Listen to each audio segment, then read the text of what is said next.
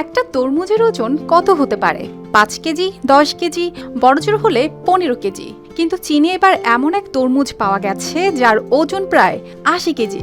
চীনের বেইজিং এর দাশিং ওয়াটারমেলন ফেস্টিভ্যালে এই বিশাল তরমুজ জিতে নিয়েছে কিং মেলন খেতাব। ৭৯.৭৫ কেজি ওজনের এই তরমুজ ফলিয়েছেন অভিজ্ঞ চাষি শিয়ে ঝিংজিয়াং। প্রতি বছর চীনের বিভিন্ন প্রদেশ থেকে কৃষকরা এই প্রতিযোগিতায় অংশ নেন।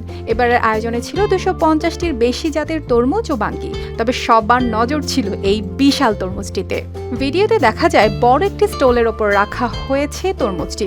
আশেপাশে দাঁড়িয়ে মানুষ ছবি তুলছেন, কেউ আবার নিজের হাতের সঙ্গে মাপ মিলিয়ে দেখছেন কত বড় এই ফল। চাষি শিয়ে জানান, তিনি এর আগেও কয়েকবার এই প্রতিযোগিতায় চ্যাম্পিয়ন হয়েছেন। 8 বার অংশ নিয়ে 6 বারই জিতেছেন শিরোপা। তার দাবি, বড় তরমুজ ফলাতে সবচেয়ে গুরুত্বপূর্ণ হলো সঠিক পরিচর্যা ও পরিবেশ নিয়ন্ত্রণ। তিনি আরও জানান, গত বছরের তরমুজ আরও বড় হয়েছিল, যদিও চাষের পরিবেশ একই ছিল। তবে সূর্যের আলো বেশি পাওয়ায় সেটির ওজনও বেড়েছিল। এই প্রতিযোগিতায় শুধু ওজন নয়, তরমুজের খোসা, মিষ্টতা, রং ও ভেতরের গুণগত মানও বিচার করা হয়। তবে মেলন কিং হওয়ার জন্য সবচেয়ে বেশি গুরুত্ব পায় ওজন। ক্লিন মাস্টার টয়লেট ক্লিনার, সবচেয়ে সেফ, সবচেয়ে ক্লিন।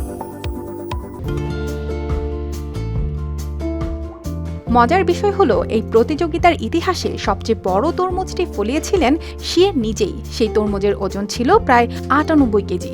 চীনে বড় আকারের ফলমূল নিয়ে এমন প্রতিযোগিতা এখন বেশ জনপ্রিয়। বিশেষ করে শাংডং ও হেবেই অঞ্চলে প্রায় বিশাল তরমুজ, কুমড়া ও নাশপাতি নিয়ে আয়োজন করা হয়।